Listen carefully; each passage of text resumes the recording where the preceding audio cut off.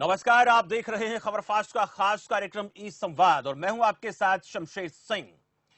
पिछले 15 साल से राजनीतिक रूप से सूखा झेल रहे लोहारू क्षेत्र को मंत्री पद मिलने के बाद विकास की नई उम्मीद जगी। मनोहर मंत्रिमंडल के लोहारू के विधायक जेपी दलाल को कैबिनेट मंत्री पद की शपथ मनोहर मंत्रिमंडल में दिलाई गई और लोहारू विधानसभा क्षेत्र से जेपी दलाल ऐसे तीसरे विधायक हैं जिनको मंत्री पद मिला है। 2009 के विधानसभा चुनाव में वे निर्दलीय लड़े लेकिन जीत दर्ज नहीं कर पाए और उसके बाद उन्होंने 2014 का चुनाव बीजेपी के टिकट पर लड़ा लेकिन दूसरी बार भी उन्हें जीत नहीं मिली। लेकिन सबसे बड़ी बात यह रही कि 2014 से लेकर 2019 तक मनोहर सरकार से संवाद स्थापित कर लोहारू हलके की जनता के लिए वो लगातार काम करते रहे और उसी का परिणाम यह रहा कि 2019 के विधानसभा चुनाव में उन्हें जीत हासिल हुई और पहली बार विधानसभा पहुंचे। उसके बाद मनोहर कैबिनेट में उनको शामिल किया गया। अब उनके ऊपर लोहारू विधानसभा के विकास का जिम्मा होने के साथ साथ कृषि एवं किसान कल्याण, पशुपालन एवं डेयरी, मछली पालन जैसे महत्वपूर्ण विभागों की जिम्मेदारी है। देश के अन्नदाता के सामने अगर बात करें तो कई बड़ी समस्याएं हैं जिनको लेकर आज हम कृषि मंत्री से बातचीत करेंगे कि अक्सर हम देखते हैं कि जब भी कोई बाढ़ आती है, जब कभी कोई तूफान आता है तो किसान की फसल खराब हो जाती है। इसके साथ साथ किसान की पराली और भूसे के निस्तारण को लेकर भी कई बार सवाल खड़े होते हैं। एक और बड़ा सवाल आता है, किसान लगातार इस बात की शिकायत करते हैं कि उन्हें उनकी फसलों का सही दाम नहीं मिल रहा है और सब्जी और फलों के लिए क्रय केंद्रों की स्थापना की मांग होती रही है कि जहां पर किसान अपनी सब्जी उगाएं, पैदा करें, उनको नजदीक ही विक्रय केंद्र मिलना चाहिए, सही समय पर अनाज का पैसा मिलना चाहिए। असली खाद बीज को लेकर भी बात होती है कि किसान जहां से खाद बीज खरीदते हैं वहां पर कई बार लोकल खाद बीज मिलने की शिकायतें आती हैं। अब ऐसे में ये तमाम समस्याएं हैं। इसके अलावा बिजली की बहुत बड़ी समस्या आती है किसान को, जब उसको अपने खेत में पानी लगाना होता है ट्यूबवेल से, उसको बिजली की समस्या का सामना करना पड़ता है। और अगर बात करें ऑर्गेनिक खेती की तो ये भी एक बहुत बड़ी समस्या है। ये तमाम वो समस्याएं जो किसान के सामने आती हैं और उनको कितना दूर कर पाई मनोहर सरकार पिछले 5 साल में, ये भी हम समझेंगे कृषि मंत्री से। और जब से उन्होंने कार्यभार संभाला है उसको लेकर कितने कदम वो उठा चुके हैं। साथ साथ ये भी बातचीत करेंगे कि विपक्ष लगातार जो किसानों को लेकर बात करता है, सवाल खड़े करता है सरकार के ऊपर, उन सवालों की भी लेकर उन सवालों को लेकर भी हम कृषि मंत्री से बातचीत करेंगे। और इस वक्त हमारे साथ खुद कृषि मंत्री जेपी दलाल सीधे जुड़ गए हैं। सर, बहुत बहुत स्वागत है आपका खबर फास्ट में। नमस्कार शमशेर जी। सर, आज हमारे इस खास कार्यक्रम ई संवाद में एक ऐसा सार्थक पहल खबर फास्ट की तरफ से की गई। हम लगातार देखिए बात करते रहते हैं कि हम आम आदमी, प्रदेश की जनता और सरकार के बीच में मध्यस्थ की भूमिका निभाते हैं और जो भी समस्याएं आम आदमी को आती हैं वो हम सरकार तक पहुंचाने की कोशिश करते हैं। आपके पास कृषि विभाग का बहुत बड़ा जिम्मा आपके पास है। इसके साथ साथ मछली पालन एक बहुत ऐसा मुद्दा है जो किसान के लिए अगर बात करें उसको अपनी आय बढ़ाने के लिए तो बहुत जरूरी है। बहुत सी ऐसी चीजें, बहुत से ऐसे डिपार्टमेंट आपके पास हैं। तो हमने जो चीजें जनता से हमें सुनाई दी, हमने समझी और हमारे पास सवाल पहुंचे, उन सवालों को लेकर आपसे बातचीत करेंगे। लेकिन सबसे पहले आपसे ये हम जानना चाहेंगे कि लॉकडाउन की जो इस वक्त समस्या हम देख रहे हैं, इस लॉकडाउन में किसान के सामने सबसे बड़ी चुनौती आ रही है कि उसको धान की जो बुआई है उसके लिए मजदूर नहीं मिल पा रहे हैं और उसके साथ साथ जो धान है उस धान की खेती के तौर पर, विकल्प के तौर पर नया कुछ करने की बात होती है, उसको लेकर किसानों के सामने समस्या है। हम चाहेंगे कि आप इसका निवारण किस तरीके से कर रहे हैं वो भी किसानों को बताएं और क्या विकल्प आपने दिए वो भी एक बार समझाएं ताकि जो एक समस्या है किसान की वो दुरुस्त हो सके, दूर हो सके और उसमें कहीं ना कहीं आपकी अहम भूमिका हो। शमशेर जी, ये सही है कि इस बार जो हमारे दूसरे प्रदेशों के मजदूर होते थे जी, उनकी समस्या है। बहुत सारे मजदूर चले गए और जून में जो हमें जरूरत है मजदूरों की धान की बिजाई के लिए, संभावना कम है कि मजदूर उतने जो जरूरत के हिसाब से कुछ न कुछ कमी रहेगी जी। तो इसके लिए हमने पहले ही किसानों को ऑफर दिया है कि वे, एक तो पानी की भी दिक्कत है, हरियाणा सरकार की नीति है कि फसलों का विविधीकरण करें, डाइवर्सिफाई करें और आपको खुद भी समस्या है जी कि मजदूर इतने ज्यादा नहीं मिल पाएंगे तो आप दूसरी फसलों की तरफ भी विचार करिए। उसके लिए सबसे पहले तो हमने सारे हरियाणा के अंदर ड्रिप इरिगेशन पे सब्सिडी का प्रावधान किया। 85% से लेकर कुछ ब्लॉक में हमने पूरी की पूरी 100% सब्सिडी की है कि किसान को ये छूट दी है कि आप सिर्फ जीएसटी दे दीजिए 12% और ड्रिप लगवा लीजिए। और जो ऑफर दिया उनको कि आप बागवानी करिए, सब्जियों की खेती करिए, मक्का की खेती करिए, दाल की खेती करिए, कपास की फसल लगाइए। और मक्का के लिए या दालों के लिए हमने कहा है कि जो एमएसपी पे परचेज है, जिस तरह से हम सरसों की परचेज कर रहे हैं, बाजरा की हमने परचेज की है, इसी तरह से मक्का की परचेज करेंगे। और हमने कंपनियों से मीटिंग की, अच्छी क्वालिटी के 7-8 कंपनियों के बीज आइडेंटिफाई किए, उनको कहा कि वे आप अच्छी क्वालिटी के बीज लीजिए। और ऐसे बीज आजकल बाजार में उपलब्ध हैं जो क्लेम करते हैं कि 35 से लेकर 40 क्विंटल प्रति एकड़ तक की उत्पादन हो सकता है। और 20 क्विंटल से ऊपर भी अगर उत्पादन आ जाए तो समझो कि धान की बराबरी जो वैल्यू वाइज धान से जो किसान को लाभ होता है उतना उससे हो जाएगा। उसके अतिरिक्त 7,000 रुपए हम धान ना बोने के वो हम देने के लिए तैयार है। तो किसान को इस हर चीज कहावत है कि हर उसमें संकट में अपॉर्चुनिटी होती है। तो किसान के लिए मौका है कि इस वक्त जो है हरियाणा सरकार की नीतियों का लाभ उठाए और धान को कम करे और दूसरी जो फसलें हैं जिनमें ज्यादा लाभ हो सकता है उसकी तरफ ध्यान दें। और उन फसलों में लेबर की जरूरत कम पड़ेगी, मंडियों में हम सारी सुविधाएं देंगे, एमएसपी पर परचेज करेंगे। लेकिन किसान इसकी तरफ आकर्षित, आपने पोर्टल लॉन्च कर दिया है और किसानों ने बहुत खुशी रजिस्ट्रेशन करवाया है। बहुत सारे किसानों के बारे में हमारे पास 20-25 हजार एकड़ के तो पहले दिन ही रजिस्ट्रेशन आ गया था। और हमारी कोशिश होगी कि ज्यादा से ज्यादा किसान जो है जो पुराना फसल चक्र तोड़कर आधुनिक खेती करें। लेकिन सर एक समस्या ये आती है इसमें कि बहुत से किसान जो है इस बात को मानने के लिए तैयार नहीं है, उनको तैयार करना आसान काम नहीं है। और दूसरा ये कि उनका ये भी कहना है कि जो हमारी जमीन है उस जमीन के अंदर जो फसलें सरकार बता रही है वो फसलें जो है उस जमीन के अनुकूल नहीं है, तो कैसे हो पाएगा? ये ऐसा है कि अभी हमने सारे हरियाणा को ये अनिवार्य नहीं किया, स्वेच्छा की स्कीम है, लेकिन 8 ब्लॉक पे हमने किसानों से रिक्वेस्ट की है जहां पानी सबसे नीचे चला गया। हमने किसानों से कहा है कि हमारी योजना का नाम है मेरा पानी मेरी विरासत, कि भाई आप जो है अपने बच्चों के लिए कुछ छोड़ के जाओगे कि नहीं? क्या सारा पानी का दोहन आप खुद ही कर लेंगे? क्या बंजर जमीन दे के जाएंगे अपने बच्चों को? क्या अच्छा जलवायु, अच्छा वातावरण, अच्छी धरा, अच्छा पानी नीचे ग्राउंड वाटर ये नहीं छोड़ के जाएंगे? तो किसान इस चीज को समझते हैं और उसी से वो आकर्षित होकर इस जो हमने पोर्टल लॉन्च किया है पहले दिन ही लगभग 20,000 एकड़ के किसानों ने इसमें रजिस्ट्रेशन कर दिया है। और ये जरूर है कुछ भाइयों को समस्या है, वो जो नहीं लेना चाहते वो ना करें, उनको सरकार की नीतियों का लाभ नहीं मिलेगा। लेकिन अगर सरकार की नीतियों का लाभ, ड्रिप का लाभ लेना है, एमएसपी पे परचेज कराना है, तो हम जो उनको आकर्षक योजना जो बराबर में दे रहे हैं जिससे किसान को कोई लाभ ना हो, तो उसकी तरफ उनको रजिस्ट्रेशन करना चाहिए और बहुत सारे किसान इसकी तरफ आकर्षित हो भी रहे हैं। अच्छा, लॉकडाउन को लेकर अभी जो बातें सामने आ रही हैं वो ये है कि जो किसान हैं, ये तो हम धान की जैसे हम बात कर रहे थे, उनके सामने एक समस्या ये भी आ रही है कि उनको जो मंडियां हैं सब्जी बेचने के लिए, फूल बेचने के लिए वो नहीं मिल पा रहे हैं। अगर बेचने भी जाते तो उतनी कीमत नहीं मिल पाती। और बहुत सी जगहों से ऐसे एग्जाम्पल भी सामने आए कि किसान का जो फूल है, सब्जियां जो हैं वो खेतों में खराब हो रही हैं, खेतों में सब्जियां सड़ रही हैं। तो क्या इसके लिए हमारे पास कोई ऐसी योजना है जो तात्कालिक योजना की बात करें, जो समय की जरूरत है, जिसके चलते उनको दिक्कत भी ना हो और उनकी सब्जियां, फल खराब ना हो, उनको टाइम पर पैसा मिल जाए? देखिए, फूल के किसान को इस बार घाटा हुआ है। एकदम से लॉकडाउन लग गया, मंदिर बंद हो गए, पार्टियां बंद हो गई, 5 स्टार होटल बंद हो गए, रेस्टोरेंट बंद हो गए, शादियां बंद हो गई। जहाँ फूलों की ज्यादा जरूरत पड़ती है और किसान के फूल को जो उगाता था उसको नुकसान हुआ है, मैं मानता हूँ। लेकिन जो बीमित किसान है, बीमे की योजना के तहत उसको जो सरकार की नीतियों के तहत जो उसको लाभ मिल सकता है वही मिलेगा।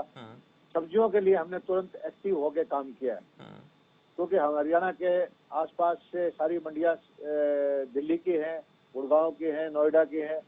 हमने एफपीओ के माध्यम से सब्जियां बेचने के लिए उनको प्रोत्साहित दिया है। और बॉर्डर पे समस्या आती थी, अपने विभाग के अधिकारियों को मैंने बॉर्डर पे बिठाया है कि हरियाणा के किसान जो एफपीओ हैं, जो सब्जियों की गाड़ियां लेके जाते हैं, वो मंडी में ले जाने के बजाय सीधे अपने उन जो आउटलेट बना रखे हैं वहां पर लेके जाएं। और मोटे तौर पे किसानों को इसका लाभ मिला है। और बल्कि कहीं कहीं तो किसान इसको मंडी के और बीच जो रिटेलर के बीच में जो भाव था उसका फायदा भी किसान को मिला है। तो आगे जो हमने हमारे प्रधानमंत्री जी ने इस लॉकडाउन के दौरान जो पैकेज दिया है उसमें किसान को आजाद कर दिया है, मार्केटिंग एक्ट से बाहर निकाल दिया है कि वो कहीं पर भी ट्रेडिंग करे। यहाँ का किसान चाहे कश्मीर से लेकर कन्याकुमारी तक जहाँ चाहे अपना उत्पादन बेचे, जहाँ बेस्ट प्राइस उसको मिले वहाँ ले जाए। सब तरह की रुकावटें हटा दी गई हैं। और एसेंशियल कमोडिटी एक्ट था जिससे किसान को भाव बढ़ता था तो एकदम बंधन लगा दिया जाता था। किसान कभी होर्डिंग नहीं करता, होर्डिंग तो बिचौलिया या व्यापारी करता है। तो एसेंशियल कमोडिटी एक्ट को भी सुधार करने के लिए हमारे प्रधानमंत्री जी ने योजना दी है और 1 लाख करोड़ रुपए का पैकेज दिया है कि किसान का बेटा, उसके बच्चे फार्म गेट पे छोटी छोटी योजनाएं बनाकर फार्म प्रोसेसिंग कर किसान की आमदनी को बढ़ाया जाए।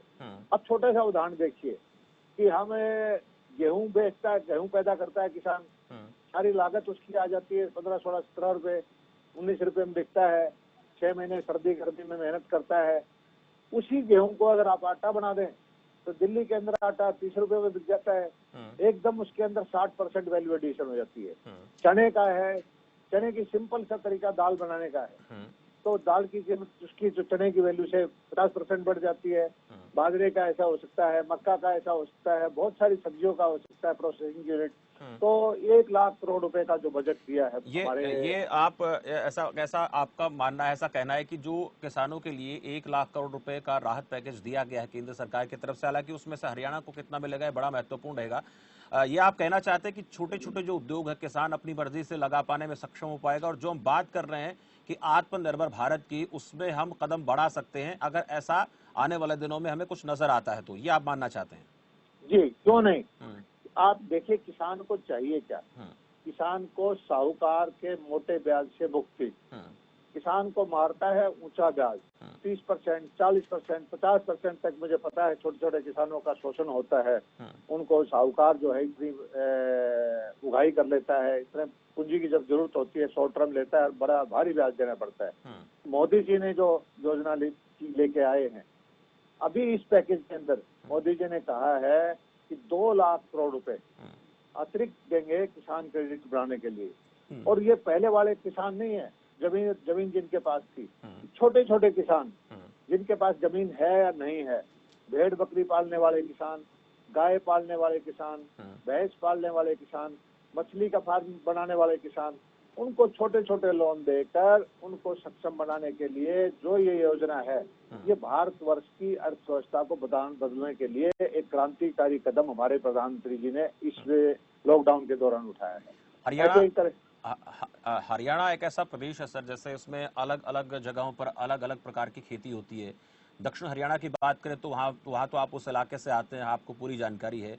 कुछ जगहों पर धान की खेती ज़्यादा होती है, कुछ जगहों पर फल फूलों की खेती ज़्यादा होती है। तो ऐसे में जैसे जो लघु उद्योग लगाने की बात हो रही है, तो क्या हम उन इलाकों को चिन्हित करने की तरफ आगे बढ़ रहे हैं ताकि जो किसान इस वक्त चिंतित हैं उनको ऐसा भरोसा सरकार से मिलना चाहिए कि अब तो ठीक है समस्या कुछ दिन की है, लेकिन आने वाले सालों की बात करें, कुछ सालों की बात करें तो हम आत्मनिर्भर बनेंगे, दूसरों को रोजगार भी देंगे। तो उसके लिए क्या क्या योजना चल रही है? देखिए शमशेर जी, किसान के आमदनी बढ़ाने के लिए हम धान का उत्पादन बहुत ज्यादा नहीं बढ़ा सकते। कपास की भी सेचुरेशन आई हुई है, गेहूं की सेचुरेशन आई हुई है। उसके लिए हमें कुछ नए वेन्यूज को देखना पड़ेगा। नए वेन्यूज क्या है? मछली पालन का है, डेयरी का है। डेयरी के अंदर जो हमारे देश की नस्ल है, हमारे देश की लोकल जो गाय है, ब्राजील में जाके 40 लीटर 50 लीटर दूध देती है, जो सैकड़ों साल पहले हमारे यहाँ से गई थी। और हमारी गाय अभी भी 5 लीटर 7 लीटर 8 लीटर में देसी गाय। तो इसका सबसे ज्यादा जो काम हमने ध्यान दिया सबसे पहले तो सारे हरियाणा के पशुओं का जो मुंह खुर की बीमारी थी, गलघोटू की बीमारी थी, एक सिंगल वैक्सीन से हरियाणा को इस बीमारी से मुक्त करा दिया गया। और एआई के द्वारा गर्भाधान कराकर जो ज्यादा दुधारू पशुओं के बच्चे उनकी नस्ल पैदा करने के लिए हरियाणा में बड़े जोर शोर से काम चला रहा है और इसका इम्पैक्ट भी आया है। आज से 5 साल पहले हरियाणा के अंदर प्रति व्यक्ति दूध का उत्पादन 800 ग्राम था, आज 1087 ग्राम है। आप देखिए कि 30% पशु कम घट गए हैं, गाय और भैंस कम हो गई है। और हम कोशिश करेंगे कि पशुओं की नस्ल को सुधार कर और पशुओं को किसान का जोखिम फ्री करके उन्हीं पशुओं से प्रति व्यक्ति दूध का उत्पादन 1500 ग्राम या 2000 ग्राम ऐसा करने का हमारा जो है सोच है। और उसके लिए क्या करना है कि किसान को जोखिम फ्री किया जाए। हरियाणा के अंदर पहली बार इस बार 2.5 लाख पशुओं का बीमा हुआ है कि कोई किसी की तरह से दुर्घटना से, बीमारी से किसी का कोई नुकसान हो जाए तो जोखिम फ्री है, उसको पूरी उसका बीमा की राशि मिलेगी। हमारा 5 लाख पशुओं का बीमा कराने का टारगेट है। हमारा हरियाणा के अंदर अगले 2 महीने के अंदर कम से कम 2-3 लाख किसान जो छोटे हैं, जिनके भूमिहीन किसान है या 1 एकड़ वाले किसान हैं, उनके लिए 1 गाय का या 2 गाय का, 1 भैंस का या 2 भैंस का, या जो भेड़ बकरी पालना चाहता है उसको 20-30 भेड़ के लिए केसीसी के माध्यम से उसको खरीद करवाएंगे, उनका बीमा करवाएंगे, उनके लिए मार्केट उपलब्ध कराएंगे। किसान और किसान के बेटे की आमदनी इन चीजों से जो है, मछली पालन से, दूध के उत्पादन से या फसलों के विविधीकरण से या छोटी छोटी प्रोसेसिंग यूनिट लगा के कर सकते हैं। मछली के बारे में आपको बताता हूँ, हरियाणा के अंदर बहुत सारी भूमि सलाइन वाटर है, खारे पानी है नीचे, बारिश पर पूरी तरह निर्भर है, सिंचाई की व्यवस्था नहीं है वहाँ। हमारे दक्षिण हरियाणा में, जहाँ से मैं लोहारू से आता हूँ, शिवानी ब्लॉक मेरा ऐसा है जहाँ खारा पानी है, नहरों का जाल है, लेकिन तेल पे होने से सिर्फ पीने का पानी पहुँच पाता है, खेती के लिए पानी उपलब्ध नहीं है। तो वहाँ पर 2-2, 2.5 एकड़ के मछली पालन हो सकती है, झींगा पालन हो सकता है, और सरकार की सब्सिडी है। किसान के बेटे को और को हम जो है उनको प्रोत्साहित कर रहे हैं कि आप मछली पालन करिए। एक फार्म के अंदर 8 लाख, 7 लाख, 10 लाख रुपए की मछली हो सकती है 2.5 एकड़ के अंदर। उनके पास जमीन है, बिल्कुल, उनके पास खारा पानी भी है, फसल उनके पास होती नहीं है, तो उनको हम ट्रेनिंग दिलवा रहे हैं और उनको वहाँ पर जो है रोजगार के साधन उपलब्ध। अच्छा सर, इसमें एक समस्या ये आती है कि जब कोई किसान, चाहे वो मछली पालन करता हो या फिर इसके अलावा मुर्गी पालन करता हो या और तमाम अलग प्रकार की खेती करने की कोशिश करता हो विकल्प के तौर पर, उन लोगों को जब लोन लेने की बारी आती है, किसान क्रेडिट कार्ड के तहत जो भी उनको पैसा मिलता है, या बैंक में जो जिस तरह से एक ऐसा सिस्टम है कि बैंक में कागजी कार्रवाई में इतना पूरा वक्त लग जाता है, तो उसको भी आसान किया जाना चाहिए। अगर वो बहुत आसान हो जाए तो लोग आगे बढ़ेंगे इस काम में। हमारे प्रधानमंत्री जी का निर्णय है कि ये 2 लाख करोड़ रुपया छोटे छोटे किसानों के घर में जाना चाहिए और बैंकों को स्पष्ट निर्देश होंगे। मैं भी एसएलबीसी की मीटिंग करने का सोच रहा था, ये तो लॉकडाउन की वजह से हो गया। हरियाणा के हर डिप्टी कमिश्नर की ड्यूटी लगाएंगे कि आप अपने जिले के अंदर 30,000, 20,000, 15,000 जो आइडेंटिफाई करके जो एंटरप्रेन्योर हैं, जो छोटे पशुपालक हैं, उनको पशुपालन किसान क्रेडिट कार्ड बनाइए। हमने मछली विभाग को बोल दिया है कि 2000 नए फार्म बनाइए। इस बार 2000 नए फार्म बनाने का मतलब कम से कम 7-8 हजार बेरोजगार युवकों को रोजगार मिलना। हमने कहा है कि हरियाणा के अंदर एक अच्छे सीड लेके आए, प्रोसेसिंग के प्लांट लगाएं। इनलैंड फिशरीज के अंदर हरियाणा बड़ा तेज गति से काम कर रहा है। किसी को उम्मीद नहीं होगी, हरियाणा वाले मच्छी कम खाते हैं, उपभोक्ता कम हैं, लेकिन पैदा करने में हम बहुत अच्छा काम कर रहे हैं। और सबसे ज्यादा काम तो हम कर सकते हैं हॉर्टिकल्चर में। हमारे साथ में, हमारे पड़ोस में मार्केट है दिल्ली की, करोड़ों आदमी आते हैं। फ्रेश सब्जी, फ्रेश दूध, फ्रेश पनीर, फ्रेश जो वेजिटेबल या मछलियाँ, सब कुछ इनको चाहिए और अच्छी क्वालिटी की चीजें उपलब्ध कराने के लिए हम तैयार हैं। आप देखेंगे कि हरियाणा का किसान सारे दिल्ली का, नोएडा का, गुड़गांव का, फरीदाबाद का पेट भरेगा। मैं तो इन्हीं दिनों की बात देख लीजिए, इस एक वक्त जो है सर, एक जैसे आपने कहा कि ऐसा होगा, लेकिन एक रिसर्च पे काम होना बहुत जरूरी है। मिट्टी की गुणवत्ता की जांच करना बहुत जरूरी है। उसके लिए ऐसे फार्म, जो हमारे फार्म हाउसेज हैं, जहां पर इस तरह की रिसर्च सेंटर हमारे जो बने हुए हैं, वहां पर या कृषि केंद्र, जो कल्याण केंद्र बनाए गए हैं, वहां पर किसानों को ही कुछ ऐसा ट्रेन किया जाना चाहिए ताकि किसान खुद अंदाजा लगा सके कि मेरी जो जमीन है उसमें कैसी मैं फसल उगाऊं, किस प्रकार का मुझे इसके अंदर जो है फायदा मिल सकता है। तो इस पर अगर हम काम कर लें बहुत बढ़िया तरीके से, तो आने वाले दिनों में हरियाणा और ज्यादा ग्रो कर सकता है। जी शमशेर जी, आपकी सलाह बिल्कुल दुरुस्त है। लेकिन हमारे प्रधानमंत्री जी का भी यही लक्ष्य है कि सबसे पहले सॉइल हेल्थ कार्ड बनवाए जाए, मिट्टी की गुणवत्ता की जांच हो।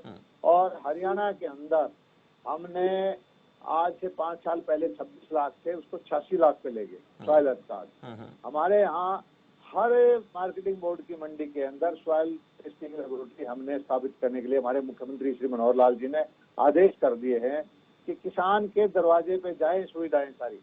और हर मंडी में सॉइल टेस्टिंग लेबोरेटरी बन रही है और किसान को बताया जाएगा जी कि भाई आप जो है इसमें ये डालिए, ये ना डालिए, फास्फोरस डालिए, यूरिया डालिए, एनपीके डालिए, कौन सी खाद आपको चाहिए, आपकी मिट्टी में क्या कमी है, तो वो सारी हम बताएंगे। और किसान आजकल इन चीजों के अंदर आकर्षित भी हो गया है, उसको समझ में आ गई है। मेरे इलाके के अंदर जो कभी खेती बाड़ी नहीं करते थे, अभी मैंने देखा है कि छोटे छोटे 2 महीने की फसल है, गेहूं काट के और अब कपास से ये नहीं है बोएंगे, बाजरा बोने से पहले तरबूज की फसल, वो बहुत सारे लोगों ने तरबूज लगाए हैं, ककड़ी लगाए हैं। 2-2 लाख रुपए का प्रति एकड़ की उन्होंने 20-40 हजार 50 हजार का खर्चा आता है, 2 लाख रुपए की है। जो हमारा विविधीकरण है, फसलों की तरफ ध्यान है, किसान उसमें आकर्षित होना शुरू हो गया है। और मुझे पूरा पूरा विश्वास है कि हरियाणा का किसान एक समृद्ध किसान होगा।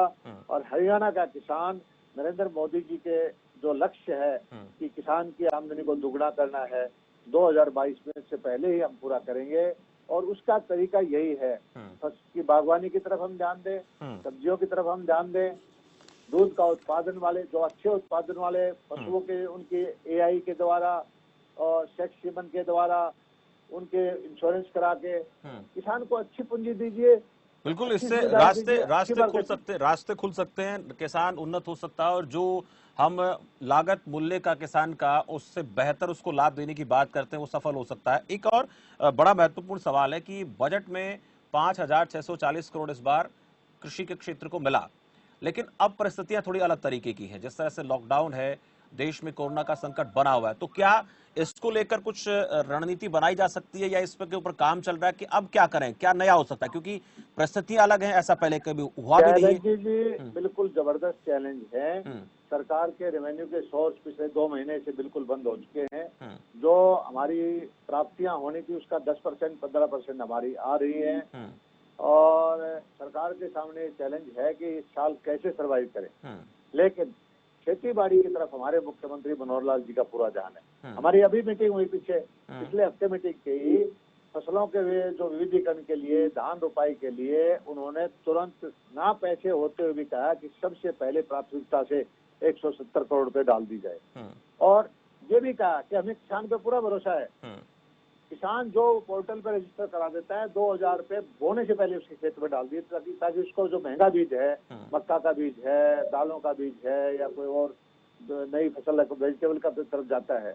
और उन्होंने जो ये सारे हरियाणा के में से 40 ब्लॉक में तो ये करवा दिया कि 100% ड्रिप इरिगेशन के लिए सब्सिडी है 140 ब्लॉक में। और ये कोशिश हमारी ये है, हमारे मुख्यमंत्री जी एक राजनेता नहीं, एक समाज सुधारक भी हैं और आगे की दूरदृष्टि रखते हैं। उसको देखते हुए उन्होंने कहा कि भाई हम किसानों से हाथ जोड़ के प्रार्थना करेंगे कि आप जो है इस पानी को इस तरह से यूज ना करें, धीरे धीरे रिचार्जिंग भी करें, जरूरत के हिसाब से इसको करें। प्राकृतिक संसाधन का दुरुपयोग करने का हमें हक नहीं है। धरती माता हमारी है, जल भी हमारा देवता है, वायु भी हमारे देवता है। तो इन चीजों का सही हम प्रयोग करें और अपने कहीं ना कहीं, जैसे आप लगातार बात करें, ऐसा में करना चाहिए। लेकिन असवाइल का मुद्दा हर बार उठ जाता है। किसान को अगर असवाइल का पानी मिल जाए, हरियाणा के किसान को, तो धान बोने वालों किसानों की चिंता खत्म हो जाएगी। इसके साथ साथ जो आखिरी टेल तक पिछली बार पानी पहुंचाने की बात हुई, वहां तक पहुंचा भी, इसमें कोई दो राय नहीं है, वो लगातार कंटिन्यूटी बनी रहे।